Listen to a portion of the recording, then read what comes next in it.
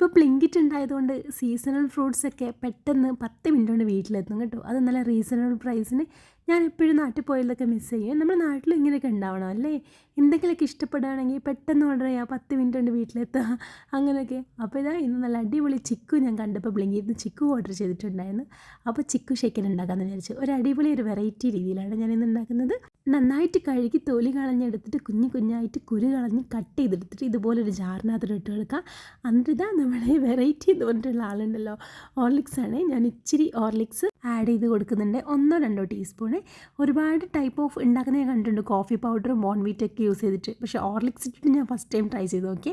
അത് നല്ല ചിൽഡ് മിൽക്കും കൂടി ആഡ് ചെയ്തിട്ട് ബ്ലെൻഡ് ചെയ്യുക, അത്ര തന്നെ. ഒരു ക്രഞ്ചിനെസ്സിന് വേണ്ടി ഞാൻ ഇച്ചിരി ഗ്രാനുല ഉണ്ടല്ലോ നമ്മുടെ മ്യൂസ്ലി, അതിങ്ങനെ ഇട്ട് കൊടുക്കുന്നുണ്ട്. ഹോർലിക്സിനകത്ത് ഷുഗർ ഉള്ളതുകൊണ്ട് നമ്മൾ എക്സ്ട്രാ ഷുഗർ ഒന്നും ആഡ് ചെയ്യുന്നില്ല കേട്ടോ.